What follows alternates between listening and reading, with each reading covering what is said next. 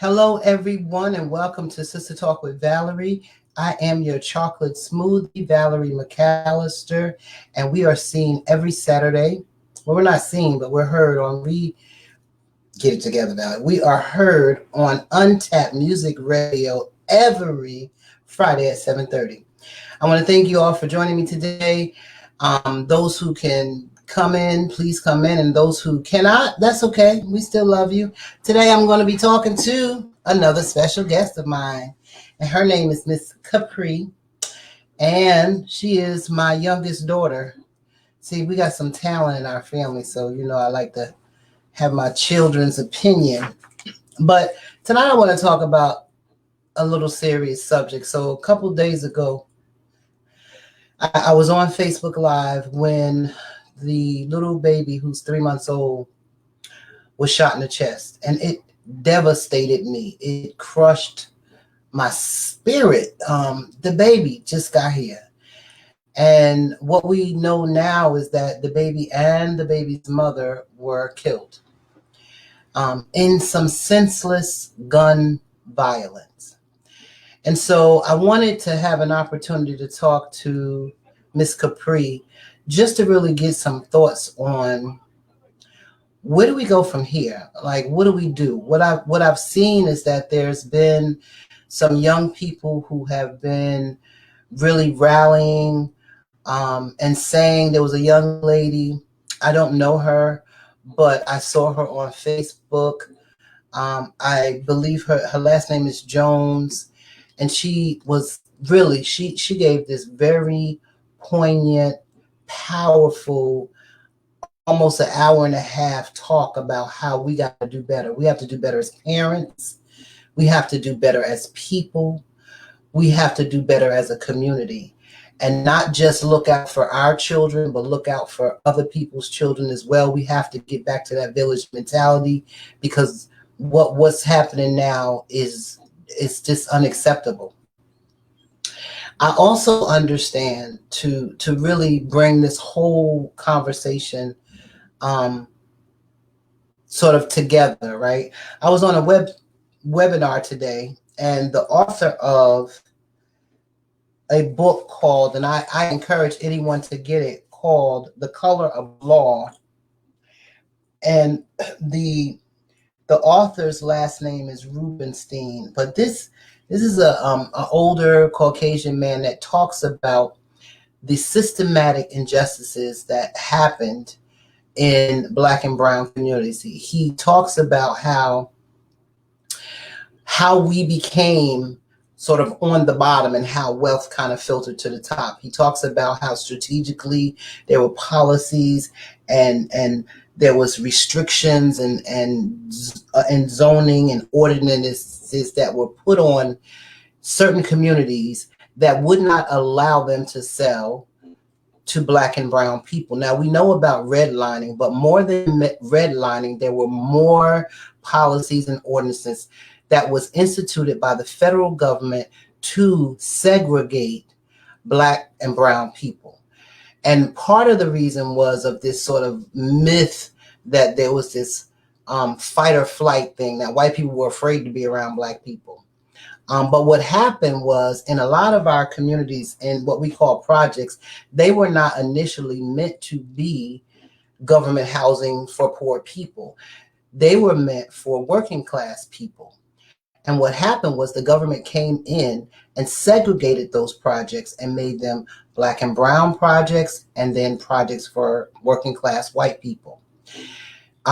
Same thing happened with housing. And what happens when you own property is, what we know is that because people who were not of color did not have opportunities to purchase property, the communities then became overburdened with things like, food insecurities, meaning there's no grocery stores next. They were put in communities that were industrial communities, which is why in a lot of projects, children have asthma, why there's so many health disparities in certain areas. It's because of the environment that they're in. It's because of the pollution.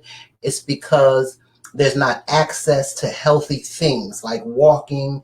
So that's that is strategically done. Now, for those who were able to work, to buy houses, what they were able to do from that is to create generational wealth, to send their children to college.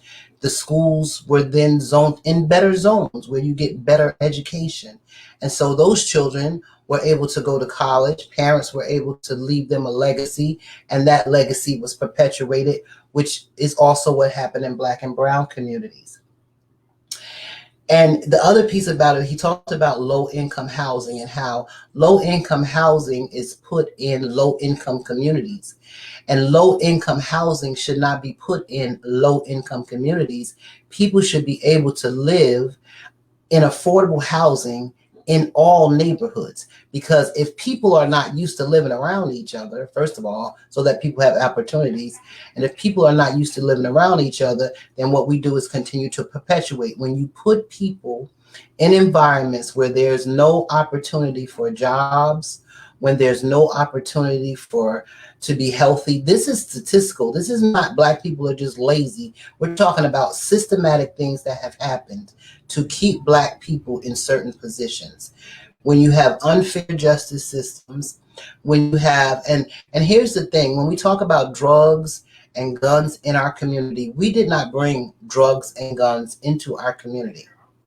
One of the presidents of the United States, President Ronald Reagan, sanctioned drugs and guns in communities and made a lot of money. America made a lot of money off the drug trade. So we're talking about strategic things. And I wanted to put that out there because I understand that there is systematic racism that keeps us in certain places. I understand that it's been a plan that continues to be perpetuated. I get that part. So now I want to talk about where we are today in this place of almost like a zombie killing each other. There are positive Black and brown people doing positive things, big ups. But there's also many of us who are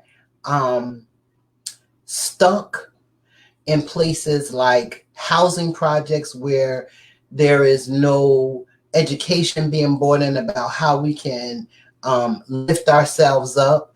And so you get things like people just shooting randomly at 3-month-old babies and killing them.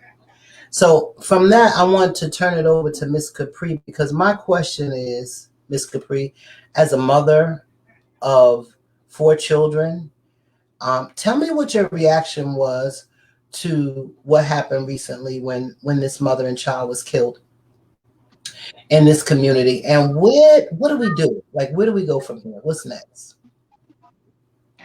To be 100% honest, I was very upset. I can say I was angry.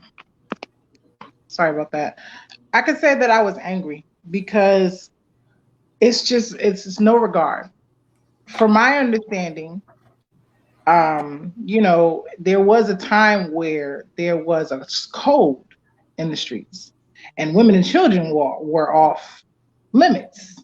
And it seems as though that particular code is no longer being implemented anywhere, because we're starting to see more and more women and just basically random individuals, but it's more so not just our Black men, but the Black women and the children and whoever else may be around at the time.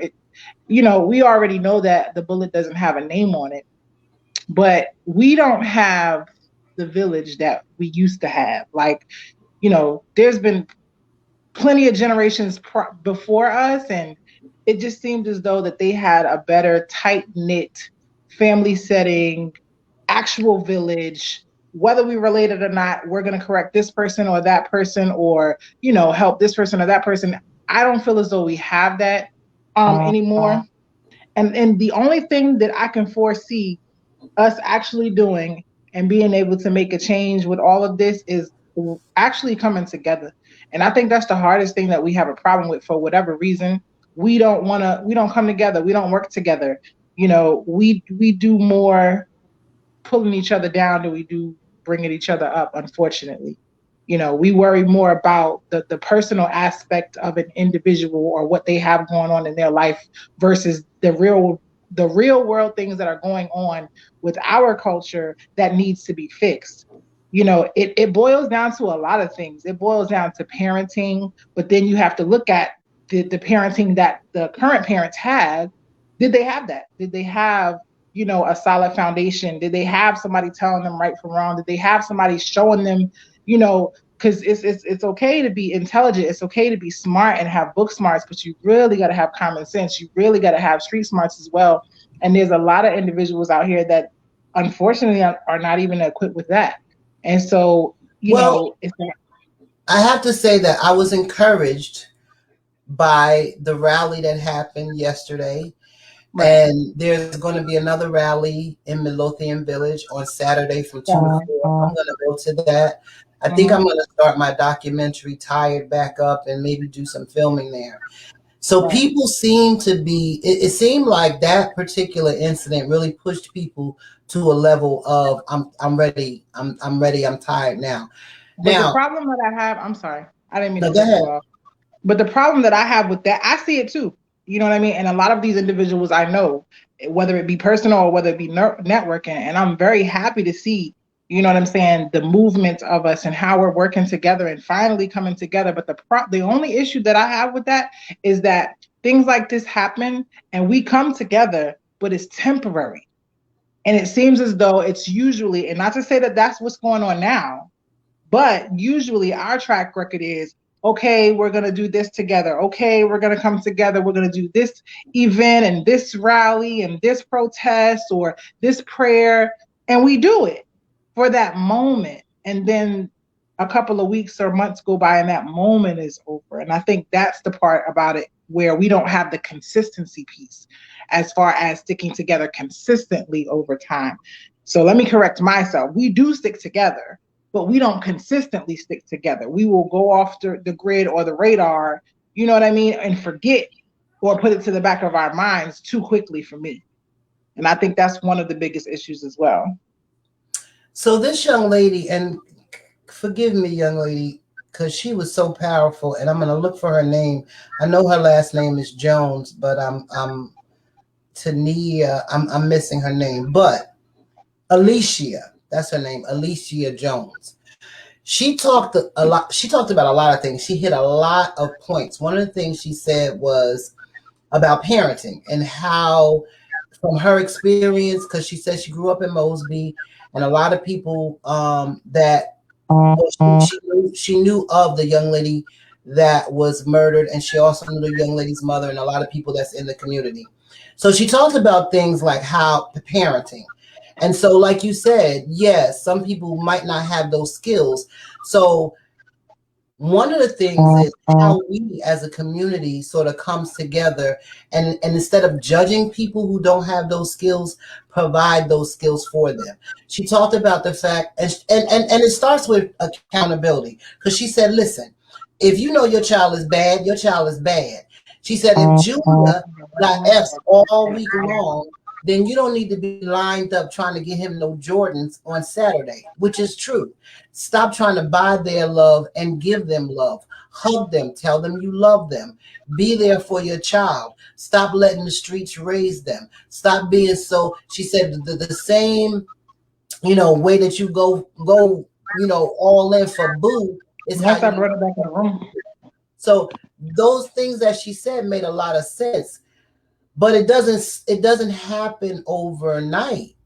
Somebody has to feel like I'm going to give of myself, because most people look at certain people and they just judge them, right? So how do we then say, how do we wrap our arms around and love on those that need loving on without judgment? Hello, Miss Kia. How are you? Maisha and Carol, how are you? So, I mean, it's the same answer for me. I think it's just about being active and consistent. I don't think it's hard to do. I don't see it as being hard. I feel like maybe we need to get some of the more pertinent or well-known individuals that are out here in the city to try to implement certain things or events, or maybe even do a call of action and do a meeting with a few individuals and try to bring other people together that might not usually come together, but for this particular situation, or at least to have some type of change, decide to put their pride to the side and make something happen. But I don't really see any other answer other than consistency and other than actually coming together and you know what I mean? Like, we make a whole lot of excuses when it comes to things, and we do. People make time for what they want to make time for. People do what they want to do. And this is a very sensitive and close to home situation for a lot of individuals. There are a great number of people that knew that young lady and talked about her, in a very positive manner. And the fact that, she just had her baby, and the fact that, she struggled to have her baby in the first place. So that was like her miracle baby in a sense. You know what I mean? And then the baby's 3 months old, and now they're both taken out of here. And I believe there was a comment on the news from someone that may have known her or a family member, and they said something along the lines of, she didn't want anybody else to raise that baby. So maybe that's you know what I mean? And, you don't like to put certain things in the atmosphere, especially if you don't know on a personal level. But I just feel like we have to do so much better. There's so many things we got to do, because a lot of us are not educated on the resources that are available, but then we have to look at the ones that are not. There's a lot of people, there's a lot of resources out here, but then certain individuals don't want to go in certain neighborhoods. You know what I mean? So then they don't have the same opportunities, because a lot of individuals won't go to Mosby, or won't go to Essex, or won't go to Creighton, or whatever the case may be, for whatever reason, because of whatever instances may have happened in the past. But it's just like, we have to stop being so scary. We have to stop being scared to step up. I think, is that your phone making all that noise? That's the first question. I'm sorry. It could be, I got a lot going on here. The first thing is that I think that people do have legitimate reasons, just like people who live, there are people that work every day, that live in projects, that like can't go outside. That young lady it was 85 degrees outside, and her daughter was chilling on the porch like you're supposed to be doing. But when you can't even sit on your porch, then it's more than just stop being scary. But here's the thing. What I believe is that in terms of the systematic racism that happens, we need to tear down the whole Constitution and start all over again. And right? I don't mean to cut you off, but I'm not even talking about, because I understand very clearly. I used to live, in Gilpin Court and a few other individual places, but I'm not talking about being scary as far as that goes, because I would be doing the same thing. You know what I mean? As far as where certain people live, but I'm talking about us being scared to step up and speak out.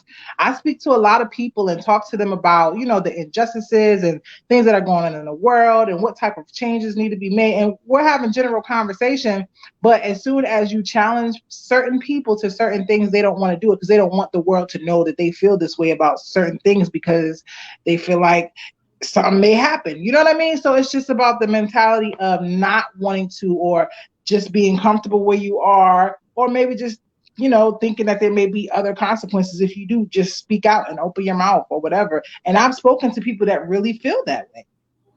And you're always going to have leaders and followers, right? But there might be opportunity for those, because I always say everybody ain't going to go, right? But what is the opportunity for those of us who will lead? Just like this young lady said, she said, I don't care if anybody stands with me, I'm going to do this. I don't care who likes it. I don't care what anybody got to say until my last breath. She said, I am making this commitment. I think she called the young lady Shy Shy.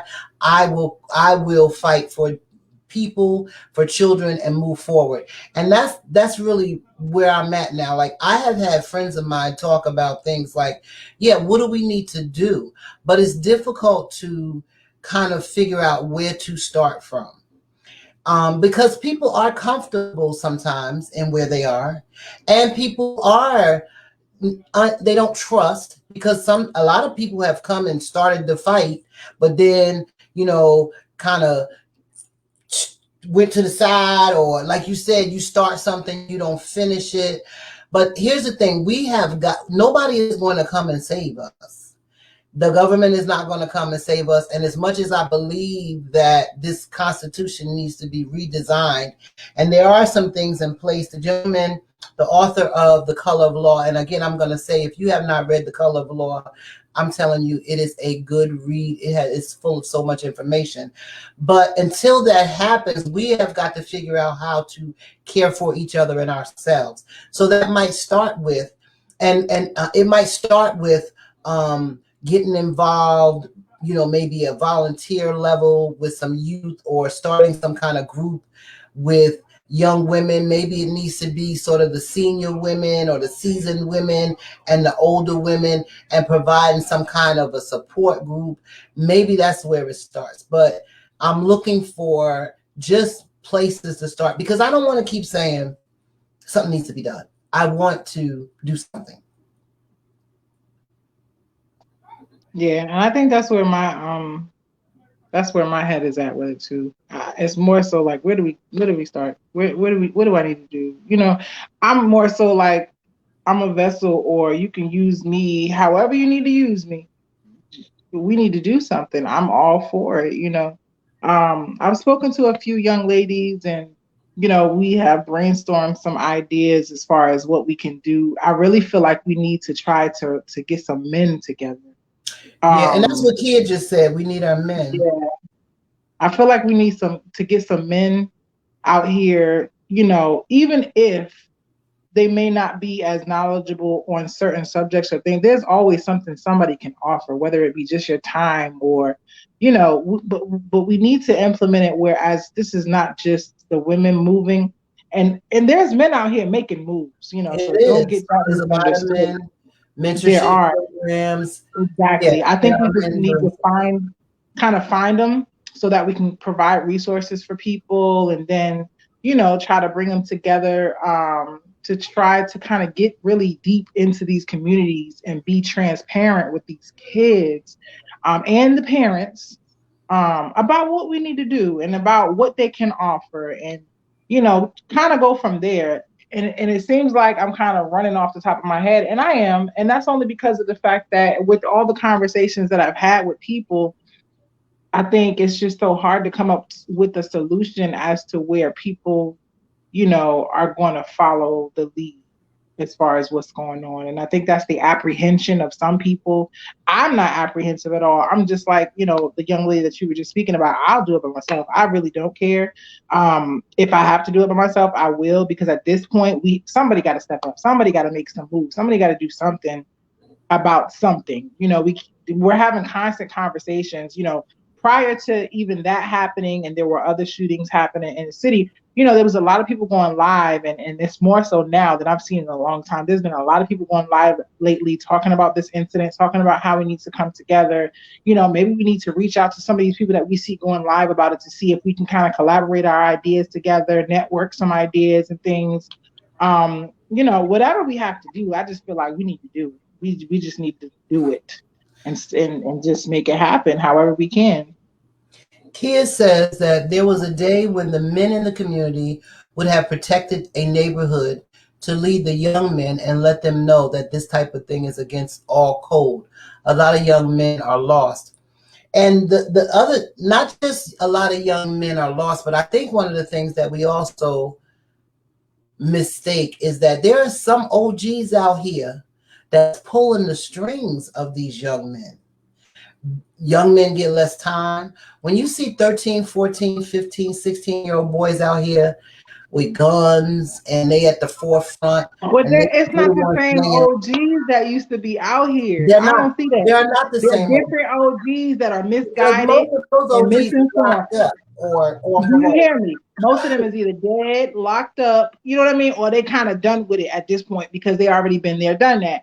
But it's not the same OGs that we used to have, because there was OGs that would yoke you up in a minute if you're doing the wrong thing, or if you're thinking about doing the wrong thing, or just to inform you and educate you on how you're supposed to move. Because originally, a lot of people don't know is that the gangs that are out here really were not for anything but to bring the communities together, and they were doing a lot in the community with that as well. It didn't become something else until it became something else, like you were talking about in the beginning with the war on drugs and all that other stuff and how all of that happened. But prior to that, like, we had real OGs out here, and that's not to discredit the ones that may still be out here, but we do not see your face as much as we used to see your face, because they used to be in the forefront, ready for whatever.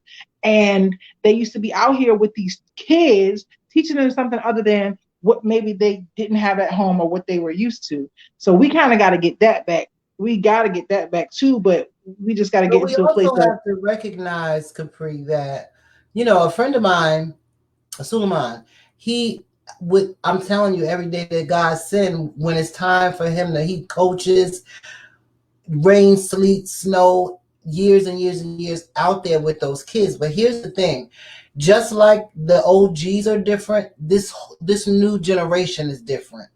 So in terms of having someone who is an OG that could say, yo, man, that ain't cool. This new generation appears to, I'm going to say appears to, have no respect for that. Man, get the heck out of here. Fuck out of here. Nobody care what you say, man. You don't even know.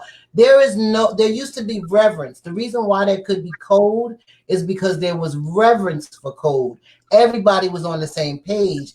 But this new generation seems to not care, think about anybody else, because of whatever the trauma is that's happening in their life has brought their mind to a place of nothing matters, anything goes. That's why life doesn't mean anything.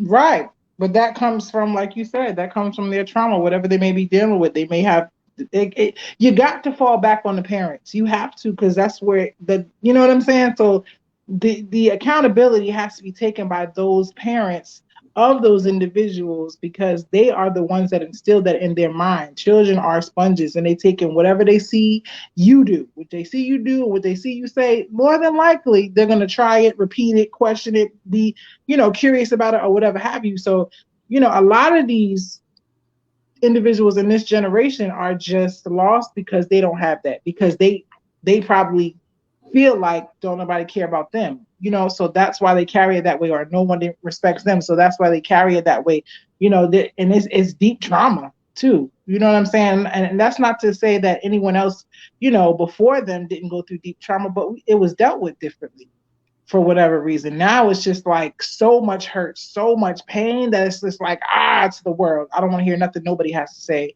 because I've been through this and I'm just going to deal with life this way. Yeah, and see, that's a problem, because one of the things, so let's start with parenting. And I'm gonna go back to this young lady who, I'm telling you, if you get a chance to go on Facebook, y'all need to check out her Facebook, Alicia Jones, because she just read it, brought it, said everything that I ever thought and felt. But let's talk about parenting.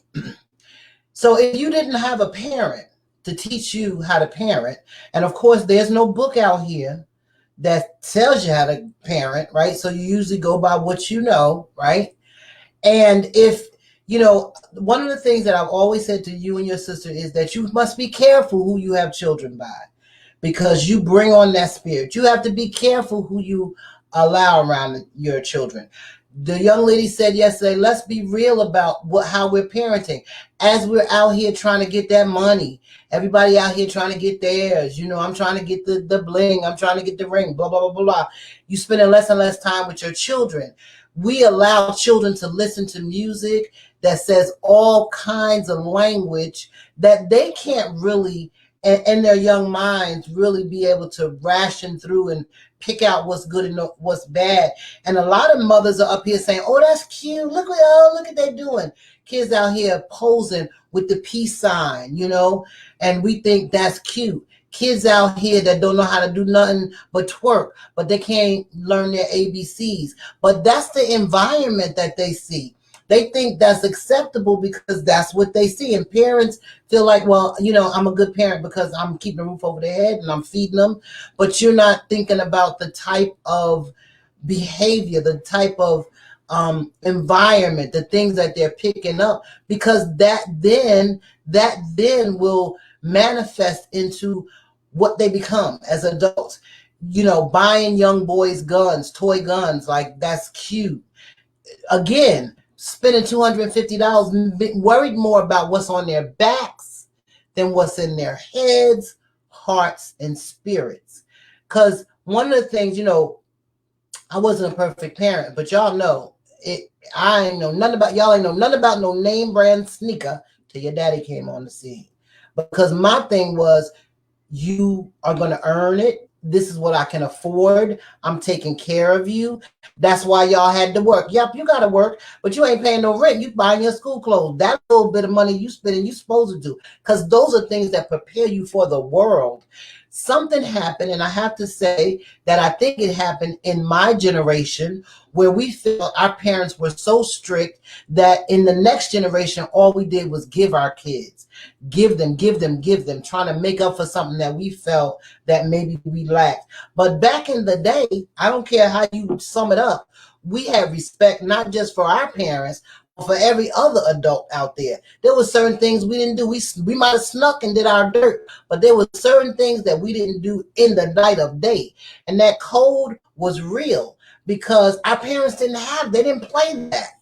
But now we want to be friends, and we allow our children around everybody in every environment, and me and my friend hanging out, and my kids get to see it. It's a lot of stuff that we expose children to that they're not prepared to be exposed to. Kids says we are too distracted. We can't cause change leading with judgment of people's way of life.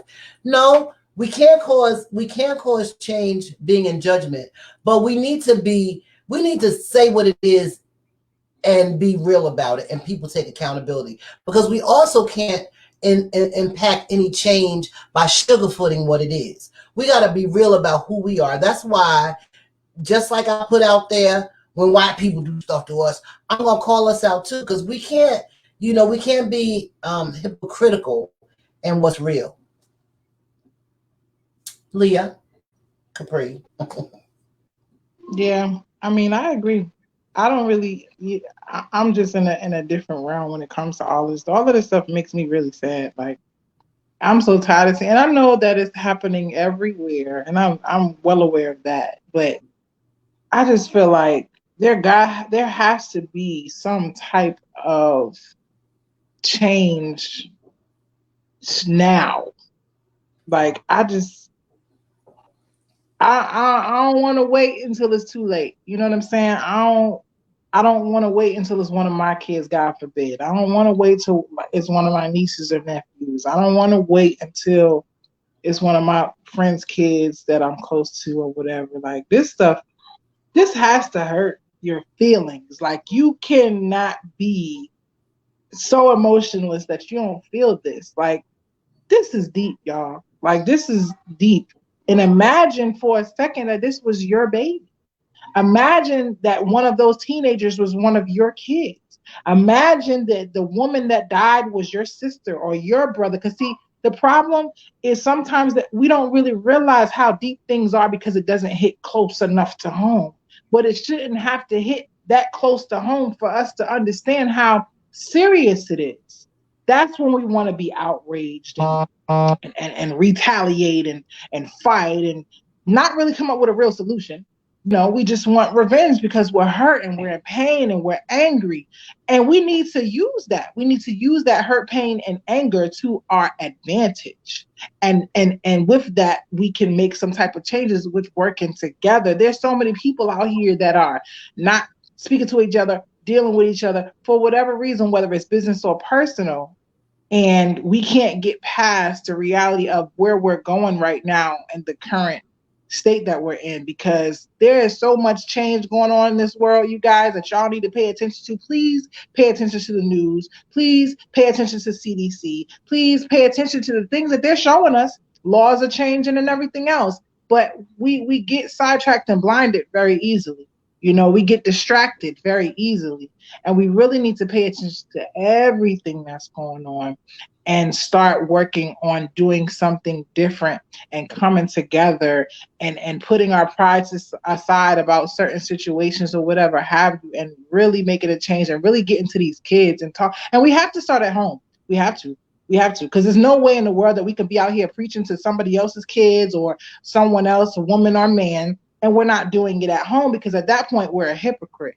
And we don't want to be that, because we want to be able to practice what we preach. We want to walk what we're talking. So we have to start at home, like myself included. There's a lot of things that, I wasn't even thinking about talking to my kids about or teaching them a couple of years ago.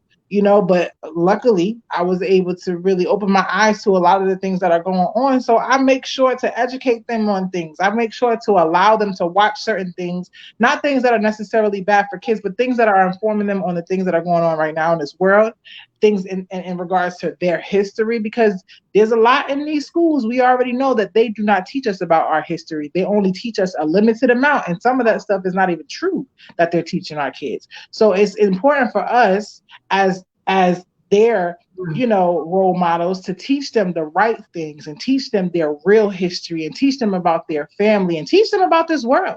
Teach them that, hey, because of the fact of you got brown skin or black skin, we're going to have it a little harder. Things are going to be a little different. And it's unfortunate that we have to do that, but I'd rather prepare them for them to know than to walk out here blindly and then experience something. Not to say that they won't, but at least they'll be mindful and prepared enough to know, well, I had a conversation with my mom and she said this, and these things are going on. Like, we need to prepare them when it comes to these laws. There's a lot of laws that we don't know.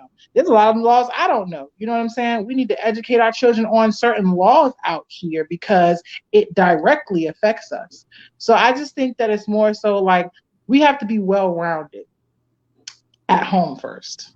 And we have to work on But let me home. stop you, because if you don't know what to look for, like you said, there's a lot of laws happening, things are happening, people need to be aware and watch the news. But if you don't know what to look for, then you won't. Like today, again, the author of The Color of Law, and again, I encourage anyone, especially Black and brown people, to read The Color of Law. He talks about how the New Deal is really what sets the stage for a lot of the history. But the New Deal is a lie because they don't tell the whole story. But that parents could come together. There's a curriculum out here that teaches true history, that there's a group of people that's coming together, and I think he said, and I'm going to get more of the information, that they're talking about redressing segregation, policies to redress segregations, to take the curriculum to the school, and as people who vote, school board people in office, to demand that they change the curriculum and teach the correct curriculum. Sometimes we don't move in things because we don't understand our power. We think this is just happening, that's the way it is. But just like with all systems, voters put systems in, which is why it's so important to vote. And if we I'm not going to say anything against protesting, because I think protesting has its place. But if a result of some of our protests was that we changed curriculums in school, we looked at zoning laws, we really had someone provide us with education, because Capri, when people don't know what to watch on the news, they're just seeing it's just like Charlie Brown, blah, blah, blah, blah, blah. This one died. The government's doing this, corona that, vaccine this. What do they look for? What is it that they should be aware of? Yeah, and that's the unfortunate part. I mean, we have I guess we have to be the ones to educate us on a lot of these things, I mean, the Library of Congress is a place that you can go and it will tell you every law, new and old, that's implemented up until recent. Um, and it gives a lot of information. But these are things that you can find online, like Google. is it's a resource that works. Although it's owned by an individual that has a lot to do with the things that are changing in this world. It does give information that you can find when it comes to some of these things, but you just gotta reach out, like network with different people, see what people know, pick their brain. I've always been an open book. So if I know something about it, I'll be more than happy to educate you on it. You can inbox me anytime and ask me questions about whatever. And if I do not know, I will let you know, but I also will let you know that I will find the answer for you. I've always been that type, but we kind of just got to be open books, and the individuals that do have the knowledge of certain things, you know, that other individuals may lack, we need to be opening our minds to them, and talking to them, you know. And I think we need to stop being stingy about it. I mean, it's hard right now for everybody, and I understand Corona is going on, and a lot of people are doing certain things, but there's a price behind everything now. But I think we kind of, in this situation, should change that dynamic, because we really need to be educated about a lot of things, and we need to, help people, like this, like mental health too. Like, that's very important as well. Like, mental health is a big part of our community right now. It really has been for a very long time, but it's getting worse. And our people are really going through it. People are going crazy. They're getting diagnosed all of a sudden with schizophrenia, bipolar, like, and these are diagnoses that we've heard before, and that we know people that have them, but they're happening more and more to individuals that may not have had that type of history before. Like, this whole pandemic and change, and it's hard for a lot of people. Some people have been working at certain jobs their entire life, wasn't able to retire, and just lost their job and got laid off out of nowhere. They don't know what they're going to do, because all they're used to is working whatever that job is. You know what I'm saying? So the education goes all the way across the board for our people, as far as showing them what resources that they have available to them that they might not know, because we're hurting out here. We need help. We need help. We need counsel. We need, we need to speak to a psychiatrist. Some of us, all of that stuff is important, because if we don't get it, and if we don't get it soon, some of us is going to go off the deep end up out here. If not, I mean, there's a lot of people that already have. So Yeah, we're going to have to deal with that too before it gets worse. So Kia says acceptance and guidance and exposure towards new ways of being. Well, yeah, exposure towards new ways of being. But distraction. Let me back up. So one, distraction, I believe, is one of the enemy's biggest weapons. And this last couple of years have been a bundle of distraction. It went from us seeing a pandemic like never before, and before our eyes, watching hundreds of thousands, not 10, not 2,000, but hundreds of thousands of people die close to us. A lot of people had people die close to them. And then now we already have the foundation of, hopelessness, poverty, racism, sexism, all the isms that there is. And then you seclude us, and we have to be alone with ourselves. And we're not able to have the distraction that we used to have, so that we don't have to think about it. And then you slowly open up communities, and all people want to do is get back to what they believe is normal. And then you institute vaccines, and now in order for me to get back to normal, I got to take this shot. And then you got this election where you see clearly how divided we are as a country.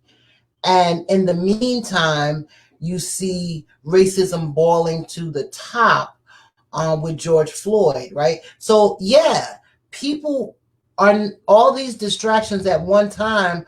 When you are a person who is just surviving, just getting by every day, just, Lord, let me just get this job done, go back home, and so I can put this food on the table and lay down and get up tomorrow and do it again. When you add that on top of what's already there, all these things that's happened that are so out of the ordinary, yes, people's mental health is going to be stretched, if not popped. So for me, it's like you say we need help. I hear people saying we need help. I have said we need help. But to me, that sounds like we're waiting for somebody to rescue us. And the help that we need comes from each other. Because if I can't afford to go to a psychiatrist, I can vent to some people that love me, my girlfriends, my family members. If I can't afford to put food on my table, and we are living in that time where we used to barter, girl, if I got a piece of bread, we're going to cut it up 4 ways and we all going to eat a little bit. If I can't feel good about myself and I got somebody around me to support me, if I'm going crazy with my kids, but I know I got somebody else that we can all come together and they can drive us crazy together, those things help. But when you are isolated or when you don't have that, when there is nobody that you maybe even can trust, that you can talk to, that you can leave your kids with, thinking that they ain't gonna molest them or kill them or whatever, if you don't have that, then what do? So how do you let people know, hey, listen, I'm here. I love you. That's probably why I do most of my Facebook lives, because I want people to know you ain't got to be by yourself. I get it. I Right. am not going to judge you. You ain't alone. Mm-hmm. Ain't nothing to it but to do it. That's all. I mean, listen, I can sit here and give you a whole very educated speech on why this and why that and what we need to do and how we're going to get, or be able to reach out to those individuals that may not have those resources, or so that they know that they're not alone. All I can say is do it. We just got to do it. We got to stop talking so much. We got to go to the state capitol.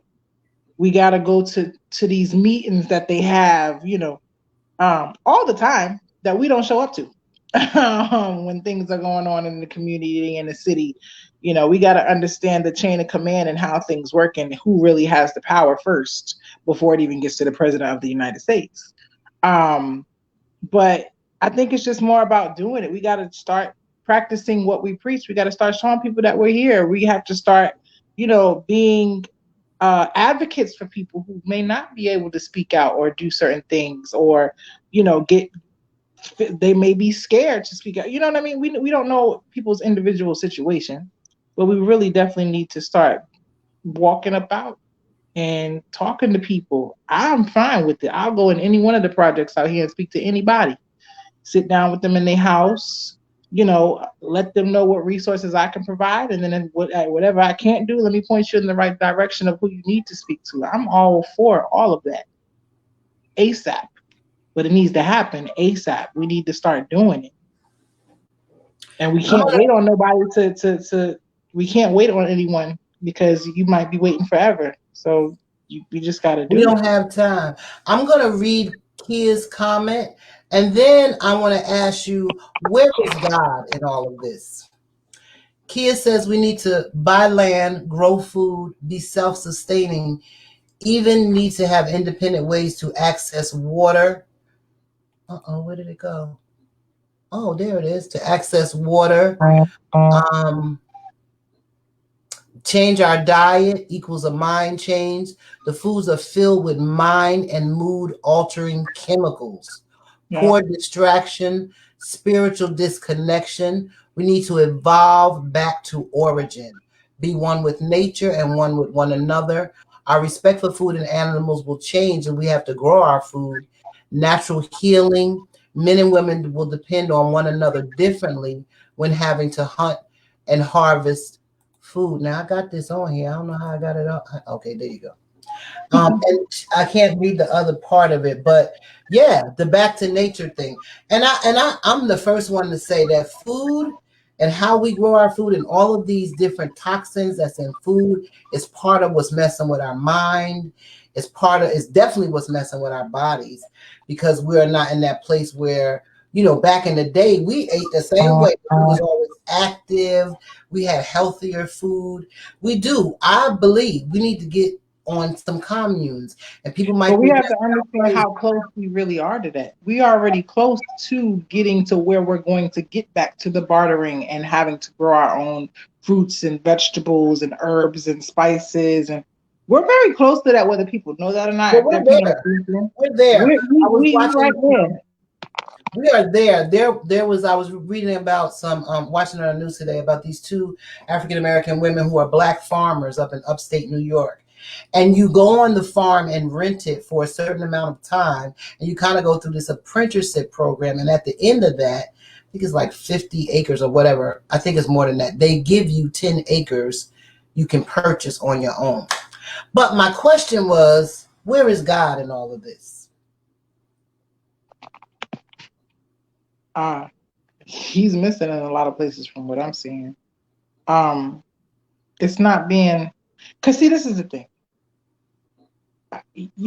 Me personally, I know a lot of people who believe a lot of different things, but it all boils down to God, some type of God, or the universe. As far as whatever they believe in, I think the spiritual aspect has kind of diminished. Not completely, but we put our faith in this religion, right? Christianity, Buddhism, you know, but we don't really pay attention to the times changing. And with us not paying attention to the times changing, we're not even implementing the spiritual part. I don't hear a lot of people saying they pray too much like I used to. I don't hear people meditate. Well, the meditation is coming around, but I think people are misinformed on even what that, because that's spiritual too. That's still a form of prayer as well. It's just in a different way. Um, I think people have lost faith in a lot of things, whether it be people, whether it be church. Um, I think it's more so about just kind of being, I don't know. I'm trying to think of the word. I think we just gotta, for certain individuals that are okay with it, to put themselves out there to let people know, you know, how they can get through with prayer, how they can get through with God, and, teaching certain people that may not ever have even been exposed to it. Because there are people out here that haven't been exposed to it or don't know anything about it, really don't care about it. They're not used to it. So it's just like, they live day to day, and that's it. And there's a lot of people, especially the younger people, that live day to day, and that's it. They're really just trying to get to the next day.